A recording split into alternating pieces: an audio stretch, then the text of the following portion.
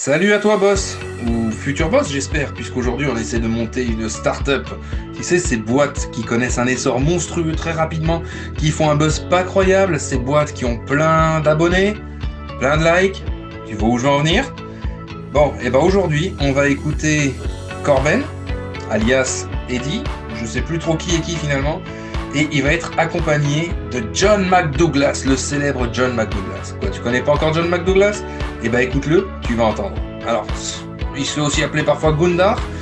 Alors, ils vont parfois les confondre un petit peu, mais quoi qu'il en soit, Gundar, on te remercie pour ta participation, d'avoir donné de ton temps pour nous aider à faire cette vidéo.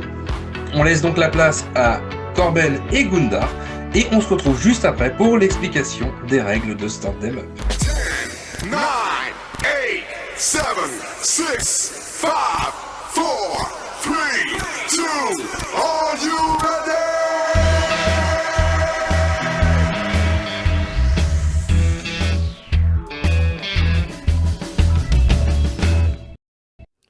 Bonjour et bienvenue chers auditeurs, pour une nouvelle édition de Une passion, un métier. Aujourd'hui, nous avons le plaisir de recevoir Eddie, dirigeant d'une start-up en plein essor, qui est ici pour nous sensibiliser à son métier. Bonjour Eddie. Bonjour. Alors Eddie, on peut commencer déjà peut-être par rappeler en quoi consiste votre métier. Bien sûr, alors, une start-up, c'est une entreprise qui débute, qui est sur le départ, voyez-vous. Vous imaginez le contraire de moi, en réalité, qui suis plutôt sur la fin. Mais non Eddie, voyons, pour moi vous me semblez vraiment en pleine force de l'âge. Merci. Bon alors, en tout cas, quels sont pour vous les mots d'ordre d'une start-up?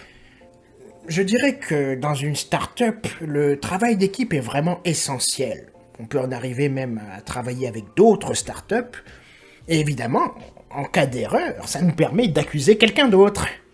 Ah, d'accord, oui, je vois, Eddie. Alors, vu votre âge, enfin bien sûr, vous manquez de respect, hein, n'est-ce Pas pas? de problème. Vous devez sûrement être dans le métier depuis un bon moment. Oh, vous n'imaginez même pas. Je dirige ma start-up depuis une semaine. Ah, eh bien, nous n'avons peut-être pas la même définition du mot longtemps, mais bon, Eddie, c'est pas grave, hein. Mais ce n'est pas grave, vous avez déclaré en fondant votre start-up d'ailleurs, vis-à-vis de vos employés, je cite, « Ne m'adressez pas la parole avant que j'ai pris mon café ». Oui, c'est Pourquoi une telle phrase est-elle le mot d'ordre de votre entreprise? Alors, c'est simple, évidemment. Je ne prends jamais de café. Un artiste comme moi a besoin de calme pour mener à bien ses projets. Oui, très bien, je vois. Bon alors, nouvelle question. Monsieur Eddie, où vous voyez-vous dans 5 ans? Oh, je réponds sans hésiter sur une plage lointaine, en train de siroter des cocktails. Oui, non, Eddie, je voulais dire plus par rapport à votre entreprise, en fait. Ah oui, bien sûr, pardon, l'entreprise. Oui. Dans une entreprise en pleine expansion, Ah oui. évidemment, une entreprise possédant des milliers d'utilisateurs. Ah oui, c'est tout ce qu'on vous souhaite pour l'avenir, d'ailleurs. Merci. Mais du coup, dans une start-up, j'imagine aussi qu'on passe par toutes sortes d'émotions. On peut peut-être avoir le blues ou même ressentir de l'anxiété. Vous, comment faites-vous pour gérer ça? Vous avez raison, c'est vrai, on passe par beaucoup d'émotions négatives, mais également positives.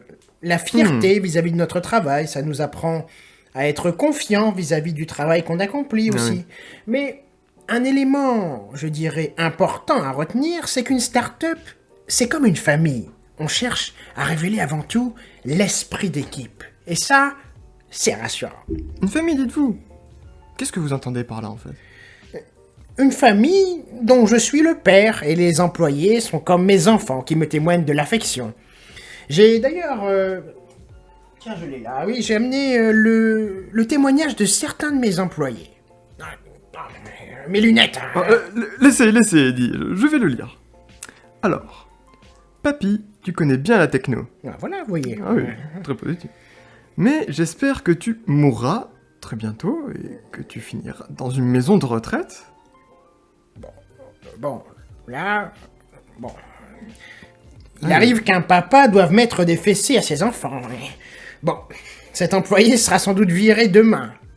Bon, rien de bien méchant. Encore un que j'aurais pas dû piquer à la concurrence, tiens. Bon, mauvais exemple. Oui, bon, Eddie, c'est pas grave, pas de ça entre nous, voyons, Eddie. Oui, Bon, où est-ce que j'en étais? Bon, nous n'allons pas tarder à rendre l'antenne, d'ailleurs. Bon, un dernier mot, peut-être? j'aimerais vous dire, pour conclure, que je ne dirige pas ma start-up comme un gamin prétentieux ou comme un nouveau riche. Je suis cool. Retenez bien ça. Le travail n'a jamais tué personne. Alors, je ne vais pas risquer d'être le premier. Eh bien, ce sont de bien beaux mots pour la fin, Eddie. Merci beaucoup. Et merci de nous avoir dévoilé un peu plus de votre métier. Avec plaisir. En espérant que ça poussera nos auditeurs à entreprendre également et à se lancer dans cette aventure. Bien sûr, bien sûr. Eh bien, c'était John McDouglas en direct de Houston. À vous les studios. À bientôt.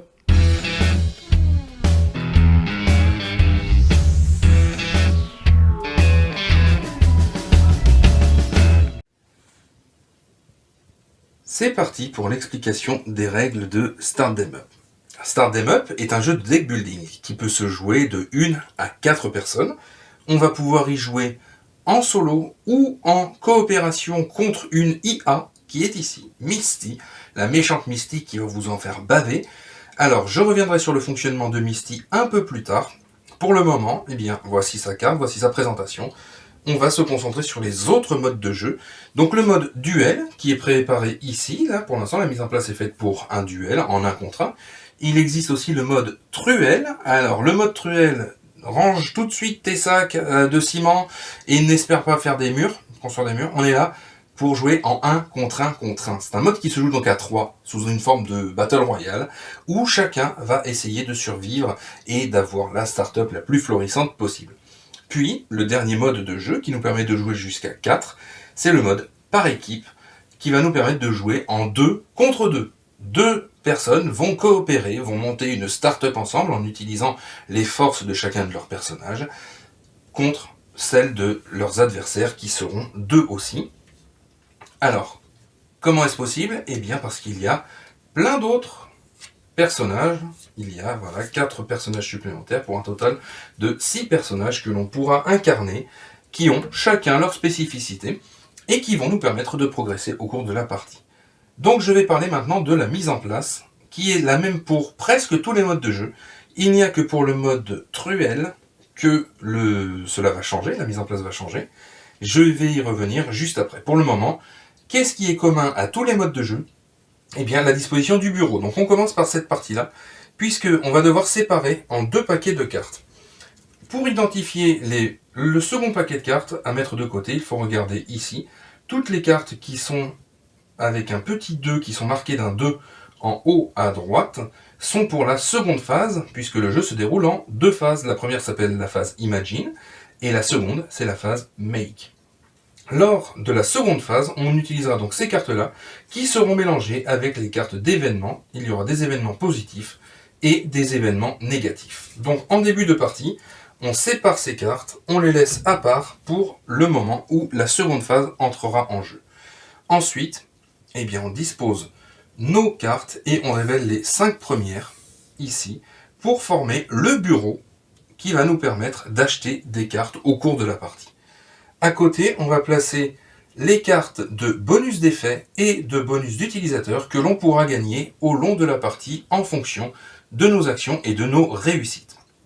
Ici, comme on le sait, on l'a dit, on l'a entendu dans la vidéo précédente, eh bien, une vie d'entrepreneur nous fait passer par toutes les émotions, donc chaque participant va avoir un paquet d'émotions.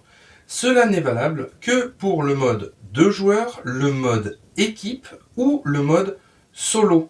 En truelle, c'est ici la seule différence de mise en place. On va prendre les 2 paquets de cartes d'émotion, on va les mélanger entre eux pour ne former qu'une seule pioche qui sera disposée au milieu des participants et chacun utilisera le même tas de cartes pour ses émotions.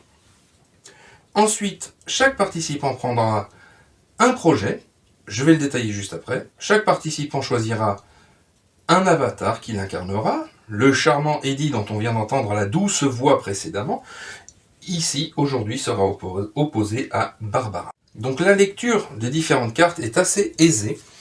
Si je prends les cartes actions, ici je vois mes points de validation. J'y reviens un tout petit peu plus tard. Ici je vois donc les points de validation. Ici je vois le nombre d'utilisateurs que la carte me permettrait de valider. Ici, ce sont mes points d'énergie qui vont me permettre d'acheter de nouvelles cartes. Et ici, c'est le coût en énergie de l'achat d'une carte. Donc là, par exemple, cette carte-là me donne 3 points d'énergie pour acheter une carte. Et cette même carte me coûte 4 si je souhaite l'acheter. Et on a ici une zone avec une action potentielle à réaliser. Celle-ci, par exemple, contient un mot-clé, le mot-clé flash, qui veut dire que je peux le jouer à n'importe quel moment, même et surtout, c'est conseillé, pendant le tour d'un adversaire. Puisque Start Them Up n'est pas un jeu où les bisounours sont là et se font des bisous toute la journée, nous sommes dans un jeu où la compétition va faire rage. Pour pouvoir l'emporter, il va falloir mener à bien son projet. Donc, intéressons-nous à la carte projet. La carte projet me mentionne ici qu'il me faudra 7 points de validation pour pouvoir valider une carte. Donc je refais un petit zoom. Là, ici, j'ai 3 points de validation. Il m'en faudrait 7 pour pouvoir valider une carte. Et pas seulement un utilisateur, puisque par exemple, cette carte-là me donnerait 2 utilisateurs. Je valide la carte. Il me faut 7 points pour valider une carte, quel que soit le nombre d'utilisateurs potentiels. Et plus il y en a, plus je me rapprocherai de mes objectifs, bien entendu. Si je voulais valider 2 cartes lors de mon tour, je prends le montant et je le multiplie par 2. C'était pas facile, même ce que je viens de dire n'était pas facile, apparemment. Ensuite, je regarde ici, j'ai 3 colonnes. Pour pouvoir valider mon objectif, je vais devoir remplir l'intégralité des prérequis d'une des colonnes de mon choix. Je choisis celle que je veux. Il y a différents types. Donc celle-ci me demande d'avoir par exemple 10 utilisateurs validés, quel que soit leur type. Ici, les types précis sont spécifiés avec la couleur qui correspond. Et on me dit que si je réussis à valider l'intégralité de ces utilisateurs, je peux piocher une carte bonus d'effet. Donc je prends une carte bonus d'effet ici, je la consulte en secret et je pourrai l'utiliser au moment de mon choix qui sera opportun. Si je valide celui-ci, je prends un bonus d'utilisateur, je prends ma carte et je ne la révèle pas, je la garde secrète jusqu'à la fin. J'aurai des utilisateurs bonus puisque ce sont le nombre d'utilisateurs totaux. Le nombre d'utilisateurs total, j'ai un petit trou, c'est mieux d'ailleurs, le nombre d'utilisateurs total que l'on aura en fin de partie qui déterminera qui remporte et qui remporte la victoire et qui a donc la meilleure start-up. Une fois que j'ai réussi à accomplir l'un de ces objectifs, je retourne ma carte projet puisque je mets fin à la phase Imagine et je passe à la phase Make. Donc, la première personne à réussir à valider un objectif va pouvoir retourner sa carte, va sécuriser tous les utilisateurs qu'elle aura déjà validés, elle ne pourra plus les perdre, ils ne seront plus attaquables, et il restera un tour à son concurrent ou aux autres concurrents pour tenter de valider aussi son projet, auquel cas, si ce n'est pas réussi, la carte sera quand même retournée sur son autre côté. Elle était à l'envers, elle sera retournée sur son autre côté, mais cette fois-ci, eh bien, il n'y aura pas de bonus possible de récupérer par la concurrence. Donc il est important d'essayer de terminer son projet avant ou au cours du même tour que ses concurrents pour pouvoir essayer d'avoir des bonus. Maintenant, je vais détailler tout simplement les tours de jeu pour savoir comment est-ce que cela fonctionne. Les tours de jeu sont très simples, très faciles à comprendre. Première étape, on révèle l'émotion qui va nous animer pour ce tour. Donc on prend la première carte du paquet et on regarde. Par exemple, celle-ci, c'est une émotion négative. Elle va donc m'impacter de manière négative sur mon jeu. Mais il y a aussi des émotions positives qui vont avoir un impact positif, c'était facile, et des émotions neutres qui n'auront aucun impact. Il y a un petit texte d'ambiance qui est à lire éventuellement, mais ça n'impacte ni positivement ni négativement notre jeu. Je révèle donc la première carte, j'applique son effet immédiatement si c'est possible, sinon au moment où ce sera possible, puisque certaines vont me donner des bonus pour la phase d'achat, par exemple. Donc je l'applique. Une fois que c'est fait, j'ai mes 3 cartes en main, donc, puisqu'on ne pioche que 3 cartes, je passe à la phase de validation. Donc ça, c'est la première étape que je vais pouvoir faire avec mes cartes. Donc je prends la partie de droite, Je regarde combien j'ai de points de validation, je regarde si je peux valider un utilisateur. Ce n'est jamais le cas sur le premier tour de jeu puisque nos cartes de personnages n'ont pas d'utilisateur validable. Donc il est impossible, tant qu'on n'a pas acheté des cartes actions, de valider des utilisateurs. Là, j'ai que 6 points dans tous les cas. Il m'en fallait 7, pour rappel, il m'en fallait 7. Donc je ne peux pas valider. Je passe donc à la phase d'achat ou d'action. C'est le moment où je regarde les points d'achat, les points d'énergie que j'ai qui vont me permettre d'acheter des cartes, ou le moment où je peux décider d'utiliser une carte pour son action. Les cartes personnages n'ayant pas d'action, je ne peux pas faire cela non plus lors du premier tour, je vais me contenter de pouvoir acheter des cartes. J'ai jusqu'à 6 points d'achat. Comme dans tous les jeux de deck building, tous les points que je n'aurai pas dépensés seront perdus. C'est-à-dire que si je décide d'acheter cette carte qui, pour rappel, coûte 4, je la mets à côté, je dis c'est bon, je l'ai acheté, je renouvelle immédiatement la nouvelle carte, je les remets immédiatement en jeu pour pouvoir potentiellement l'acheter. Celle-ci coûte 7, je ne peux pas l'acheter, il ne me restait plus que 2 points d'achat, il n'y a aucune carte à 2 points, celle-ci étant à 3 points d'énergie. Dans ce cas, je ne peux pas acheter. Ce que j'ai en trop, là il me restait 2 points d'énergie, est perdu, je ne peux pas le stocker pour un tour suivant. Une fois que cette phase est faite, je vais mettre toutes mes cartes dans ma défausse et je pioche 3 nouvelles cartes.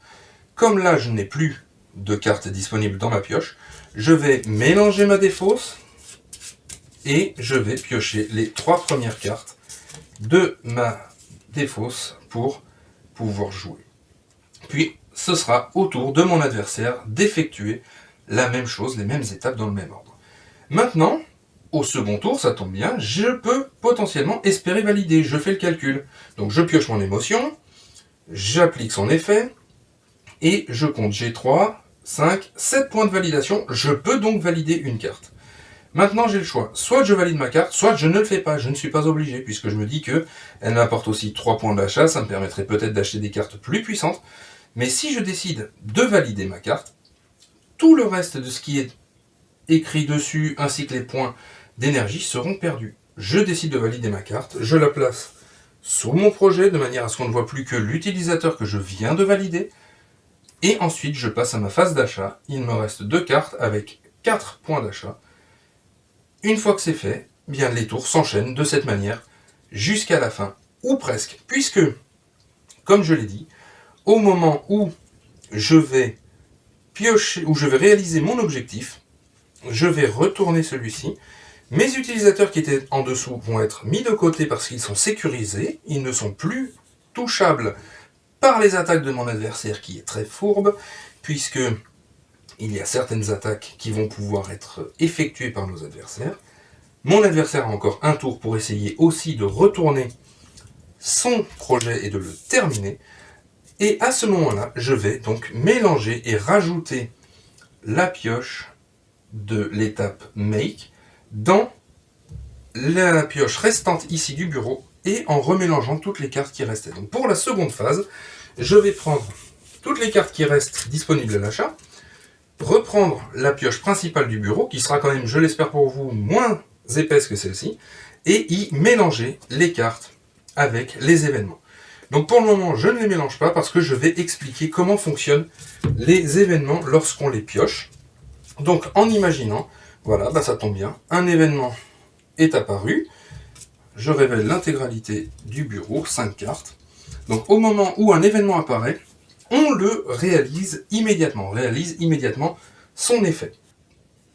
Il faut que cet événement ait impacté tous les joueurs pour qu'il puisse être retiré du bureau. Par exemple, ici, il est noté que tous les joueurs multiplient par 2 leurs points d'énergie. Donc à partir du moment où le tour de la table aura été effectué et que tout le monde aura pu multiplier par 2 ses points d'énergie, seulement à ce moment-là, l'événement quittera le bureau et sera remplacé par une nouvelle carte. Si c'est un nouvel événement, donc imaginons, la première carte que je retourne était cet événement-là, et bien à nouveau, j'applique cet événement. Ici, il est question de tous les joueurs se défaussent d'une carte. Si c'est pendant mon tour et que je suis en phase d'achat, je n'ai plus de cartes en main puisqu'elles sont toutes placées devant moi pour que je voie mes points d'achat, je ne suis pas impacté par cet événement. Par contre, tous les autres doivent être impactés par cet événement.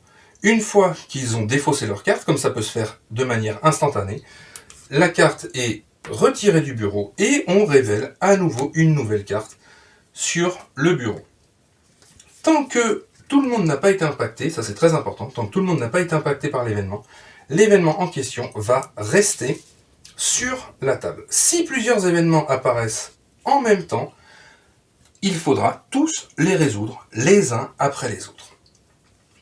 Une fois que on a épuisé l'intégralité des cartes qui sont piochables, donc une fois que toutes les cartes ne sont plus disponibles, la partie prend fin. Chaque participant va prendre tous les utilisateurs qu'il aura validés depuis le début de la partie, ainsi que tous les bonus d'utilisateurs qu'il aura pu récupérer au cours de la partie. On fait le calcul et on voit qui remporte la victoire et qui a la meilleure startup, celle qui a été le plus utilisée par le plus de personnes. Voilà, c'est tout simple finalement pour pouvoir jouer à Start Them Up, ce n'est pas très compliqué, mais il y a des choses à retenir, telles que ces fameux mots-clés qui sont flash, que l'on peut jouer quand on veut, la manière de gérer les événements, et aussi n'oublions pas le fait de supprimer, quand on a une carte qui est notée supprimée, eh bien ce sont des cartes qui vont quitter le jeu, qui ne reviendront pas. Maintenant, je vais expliquer comment est-ce que l'on joue en solo ou en coopération contre Misty, la vilaine Misty. Voilà, petit changement de mise en place pour le mode solo, puisque le fonctionnement du mode solo est légèrement différent. Alors la mise en place est strictement identique, sauf que il n'y a plus personne à affronter à part Misty, et que Misty dispose aussi de son propre paquet de cartes qu'elle va placer ici par exemple. Donc, un tour de jeu pour nous ne change absolument pas. Les étapes sont toutes les mêmes. On pioche une émotion, on la révèle, on applique son effet, on pioche, on a les 3 cartes de notre deck en main, on fait les actions, l'action de validation, action d'achat, on résout aussi les événements potentiellement, sauf que Misty n'est jamais impactée par les événements. Et oui, c'est une intelligence artificielle, elle n'a pas d'émotion, donc elle n'a aucun paquet d'émotions pour elle, et les événements ne l'affectent pas.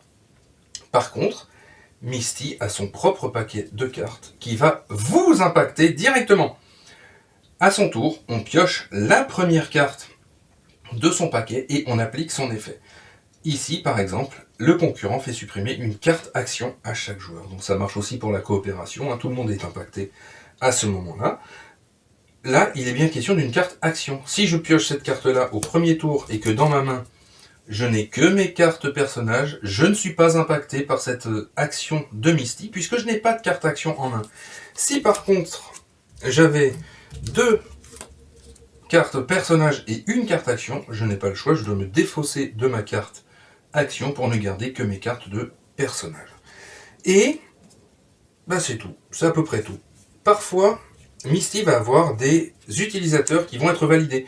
Une carte va peut-être nous dire de valider la première carte du bureau. Donc je prends la première carte qui est sur le bureau, je la valide pour Misty. Et de la même manière que n'importe quelle autre startup, à partir du moment où Misty a atteint son objectif, il n'a qu'un seul choix pour Misty, elle mettra fin à la phase Imagine et on passe à la phase Make où elle-même retourne son projet pour pouvoir essayer de nous vaincre. De la même manière que nous, elle aura un dernier tour si nous réussissons à valider notre projet en premier et avant elle. Voilà, c'est pas plus compliqué que ça non plus pour le mode solo. Maintenant, on va passer au mode coopération qui ne change pas beaucoup non plus. Le mode coopération contre Misty, contre l'IA, fonctionne de la même manière que le mode 2 contre 2. Donc je vais pouvoir détailler en même temps le mode 2 contre 2 puisqu'il fonctionne de la même façon. À savoir que, en mode 2 contre 2 ou contre l'IA, il faut désigner un premier participant qui va pouvoir jouer son tour. Une fois que son tour est terminé, c'est à Misty de jouer. Donc, Misty joue sa carte, comme d'habitude, comme je l'ai expliqué tout à l'heure. On pioche la première carte, on effectue son action, Ensuite, le second propriétaire, le second boss de la startup va jouer son tour, puis ce sera de nouveau à Misty, et ainsi de suite, jusqu'à ce que la condition de victoire soit atteinte. Mais il y a quand même un intérêt à jouer à 2 contre 1, c'est que lors de son tour, l'un des 2 chefs de la startup, l'un des 2 co-dirigeants de la startup, va pouvoir se défausser d'une de ses cartes pour venir en aide à son coéquipier ou à sa coéquipière. Si par exemple Misty demande ici d'annuler une carte action ou de supprimer peut-être un utilisateur d'un des personnages, il est tout à fait possible de se défausser d'une carte pour annuler l'action, par exemple de se défausser de cette carte-là qui dit qu'on peut annuler une action. Donc à ce moment-là, Misty dit « Je supprime ton utilisateur, l'utilisateur de Barbara », Eddie peut très bien dire « Eh bien non, je ne veux pas, je joue cette carte-là, vu qu'elle a le mot-clé flash ». Sauf que Eddie n'aura plus que 2 cartes, du coup, quand il va devoir jouer son tour. Mais à son tour, Barbara pourra lui venir en aide. Tout simplement. Voilà, c'est de cette manière que cela fonctionne pour le mode coopération contre Misty.